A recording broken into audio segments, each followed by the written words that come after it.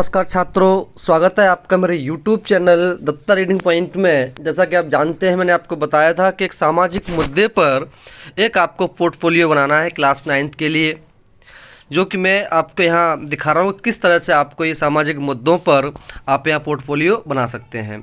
सबसे पहले आप यहाँ लिखेंगे सामाजिक मुद्दे, एक हेडिंग डालेंगे पहले पेज पर।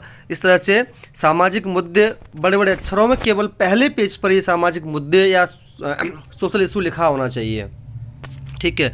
उसके बाद हमारे पास कौन कौन से मुद्दे हैं, जिसमें आपको बता देता हूँ। हमारे पास जैसे भ्रष्टाचार है, गरीबी है, दहेज प्रथा है, बेरोजगारी है, करप्शन है, कई सारे ऐसे महिलाओं की स्थिति है, कई सारे ऐसे मुद्दे हैं जिन पर आपको 2 या 3 मुद्दों पर कम से कम 5 से 6 पेज की एक फाइल तैयार आपको करनी है।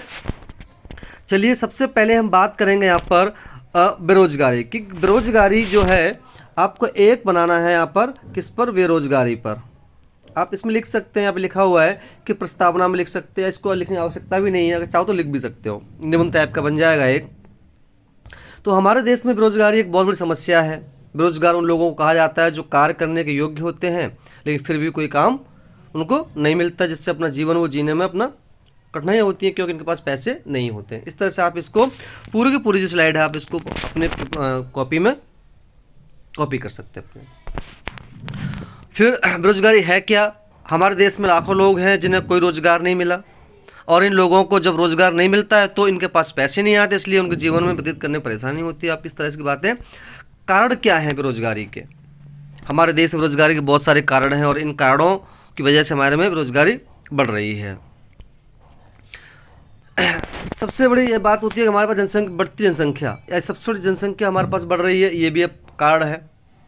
जब लोग ज़्यादा बढ़ जाएंगे, नौकरियां कम होंगी, तो रोजगारी समस्या उत्पन्न होती रहेगी। दूसरा है शिक्षा। शिक्षा का योगदान बहुत है। शिक्षा अगर आपको नहीं मिल पाती है तो बेरोजगारी बहुत तेज़ी से बढ़ती है और शिक्षित लोग भी बेरोजगार हो जाते हैं। बहुत से लोग केवल सरकारी नौकरी की तलाश में रहते हैं और सरकारी पद कम और लोगों की संख्या ज़्यादा होने के कारण कुछ लोग ही सरकारी पद पर नौकरी कर पाते हैं, बाकी लोग सरकारी नौकरी की तलाश में बेरोजगार रह जाते हैं। आप एक वाला ये पॉइंट डाल सकते हैं। मंदा औद्योगिक विकास होने के कारण बेरोजगारी की समस्या उत्पन्न हो रही है। कुटीर उद्योग में गिरावट से भी बेरोजगारी समस्या उत्पन्न हो जाती है। तकनीक उन्नति न होने के कारण बेरोजगारी समस्या उत्पन्न हो जाती है। बेरोजगारी को कम करने के उपाय क्या है? अगर हमें अपने देश में बेरोजगारी को जड़ से ख़त्म करना है तो इसके लिए हमें सभी लोगों को सही जानकारी और शिक्षा प्रदान करनी होगी। सबसे बड़ा जो मेन इंपॉर्टेंट फैक्टर वो है आपका शिक्षा। शिक्षा के माध्यम से ही आप बच्चों को आगे बढ़ा सकते हैं और अपने देश की बढ़ती संख्या को रोकना होगा, क्योंकि बेरोजगारी का सबसे बड़ा कारण जनसंख्या ही है। इसके लिए सरकार को कानून बनाने पड़ेंगे। हमें उन सभी स्थानों पर मशीन का इस्तेमाल नहीं करना चाहिए जहां पर इंसान आराम से काम कर सकता है, क्योंकि यह भी एक बहुत बड़ा कारण है बेरोजगारी बढ़ने का। सारे काम मशीन से हो जाते हैं तो लोगों को नौकरी नहीं मिलती है। इससे भी लास्ट में निष्कर्ष निकलता है बेरोजगारी कम करने के लिए हमारे साथ साथ सरकार भी सहयोग करना बहुत ज़रूरी है, और सरकार इन बातों के पर ध्यान दे रही है, लेकिन इस समस्या समाधान जल्दी करना ही होगा। तो आगे चल बेरोजगारी और कार दंगे चोरियाँ बढ़ जाएंगे अगर ऐसा नहीं हुआ तो। आप इस पर एक ये पिक्चर लगा सकते हैं निकाल के, नेट से निकाल करके, ये बेरोजगारी पर निबंध। इस तरह से देखो लाइन लगी हुई है बेरोजगार लोगों की। और भी जैसे हैं बेरोजगारी, जैसे ये है बेरोजगारी का एक पिक्चर लगा सकता है आप नेट से निकाल करके, बेरोजगारी पर निबंध इस तरह से। और भी हाँ 1-2 पिक्चर होंगे। देखो जैसे ये पिक्चर है, लाइन लगी हुई है लेकिन रोज़गार नहीं मिल पा रहा है इन लोगों को भी, मुझे नौकरी चाहिए। इस तरह के स्लोगन बना सकते हैं, आप अपनी मर्जी से बना सकते हैं। देखो कितना बेरोजगारी फैली हुई है। इस तरह से रोजगारी के पोस्टर भी आप उसके आपको चिपकाना है, 1-2 पोस्टर। अब नया नेक्स्ट टॉपिक आपका नंबर 2 टॉपिक आता है दहेज प्रथा। ये जो आप पिक्चर देख पा रहे हैं ये दहेज प्रथा की है। किस तरह दूल्हा बैठा हुआ और एक तरफ पैसे लगे हुए हैं। इस तरह की आप पिक्चर भी यहाँ डाल सकते हैं। और दहेज प्रथा के बारे में हम यहाँ देखेंगे। तो आइए हम जानते हैं कि आपको दहेज प्रथा पर देख सकते हैं कि दहेज छोटा प्रथा, शारीरिक दहेज प्रथा पर, इसमें दहेज प्रथा, इस तरह की बातें आप यहाँ पर लिख सकते हैं। दहेज प्रथा क्या होती है? भारत में एक दहेज प्रथा एक बहुत पुरानी प्रथा है। मनुस्मृति में ऐसा उल्लेख है कि आता है कि माता कन्या विवाह के समय दान भाग के रूप में धन संपत्ति उगवे कन्या देकर वर को समर्पित करेगी। वह कितना होना चाहिए इस बारे में मनु ने उल्लेख नहीं किया है। समय बीतता चला गया, स्वेच्छा से कन्या को दिया जाने वाला धन धीरे धीरे बरपक्ष का अधिकार बनने लगा और बरपक्ष के लोग तो वर्तमान में समय में इसे अपना जन्मसिद्ध मान बैठे हैं और दबा करके बहुत ज़्यादा पैसा उनसे लेते हैं।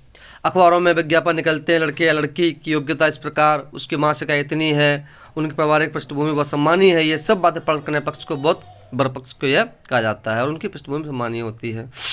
दहेज मांगना और देना दोनों निंदनीय कार्य हैं। जब वर और कन्या दोनों की शिक्षा दीक्षा जैसी है, दोनों रोजगार में लगे हुए हैं, दोनों ही देखने सुनने में सुंदर हैं, तो फिर दहेज की मांग क्यों की जाती है? कन्या पक्ष की मजबूरी का नाजायज फायदा उठाकर क्यों उठाया जाता है? ये सारे आपको यहाँ पर डाल देना। सदस्यलिक समाज में अच्छे और कमी है और ये लोग लड़के बड़े मुश्किल तलाशने पर मिलते हैं।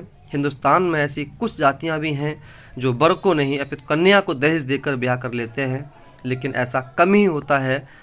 अब ज़्यादातर जाति वर के लिए ही दहेज लेते हैं। आप यहाँ दाग सकते हैं। दूसरा आपका टॉपिक आता है, थर्ड नंबर टॉपिक आपका बाल श्रम।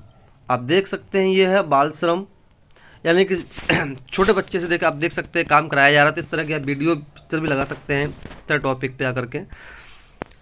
तो आप देख सकते हैं इनको भी यहाँ पर इसको रोक करके बाल श्रम पर लिख सकते हैं कि बाल श्रम क्या है। भारत में बाल श्रम अंतर्राष्ट्रीय कानून के अनुसार child labour is in Hindi बाल, इस तरह से लिखते वो काम जो बच्चों को उनके बचपन, उनकी क्षमता और उनकी गरिमा को वंचित करता है, जो शारीरिक और मानसिक रूप से विकास के लिए हानिकारक है, बाल श्रम कहलाता है।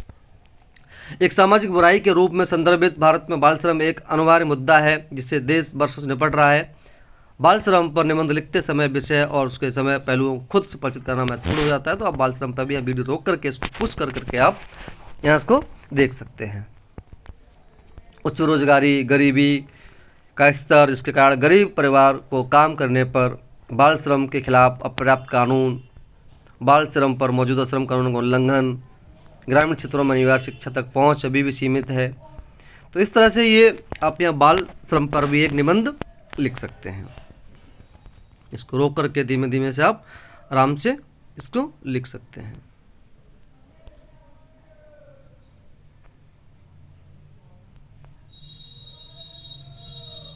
कल्पना कीजिए जिस पौधे को आप हर दिन पानी देते हैं उनमें एक बसंत कली होती है जो आपकी बालकनी में मुक्त कर देने वाली सुगंध भर रही होती है। मान लीजिए कि आप अगली से उठते बसंत फूल की कली पूरी तरह से नष्ट हो गई और गला घोंट दिया जाता है, कली के फूल बनने की अद्भुत संभावना समाप्त हो जाती है। इस तरह हमारे समाज में भी बच्चे कम उम्र में उनके बचपन को मूल सार छीनने के लिए, काम करने के लिए बाध्य कर दिया जाता है।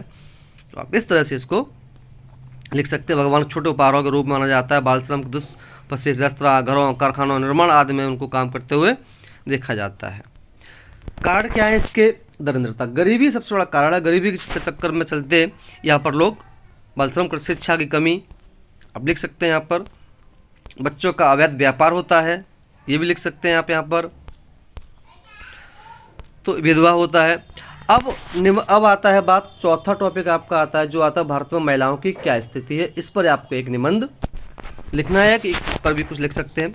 आपको इनमें से कोई 2-3 लगाने, सारे नहीं करने, आपको कुछ ही करने हैं जिससे आपके 5-6 पेज भर जाएं। प्राचीन काल में भारत की महिलाओं की स्थिति बहुत सम्मान किया जाता था, परंतु जैसे जैसे समय बीतता गया महिलाओं की स्थिति और भी बदलाव आया। मत करें, भारत में महिलाओं की स्थिति आर्थिक, सामाजिक, व्यवहारिक रूप से खराब थी। भारत के आज़ाद होने के बाद महिलाओं की दशा में काफ़ी सुधार हुआ। आज महिलाएं हर क्षेत्र में अपना योगदान बिना किसी डर के दे रही हैं। महिलाएं हर जगह नेतृत्व कर दिख रही हैं। महिलाएं अब अपने अधिकारों के लिए और भी अधिक जागरूक हो गई।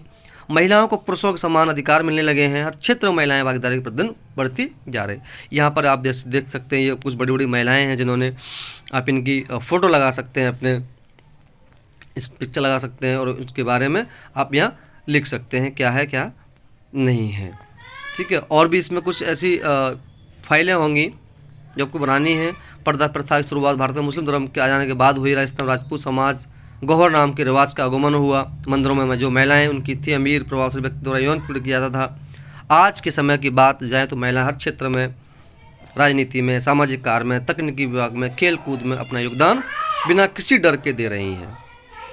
यहाँ आप देख सकते हैं, ये भी आप चित्र नेट से निकाल करके वहाँ लगा सकते हैं। इस तरह के आप चित्र लगा सकते हैं कि उन्होंने महिलाओं के कितने सारे योगदान रहे हैं।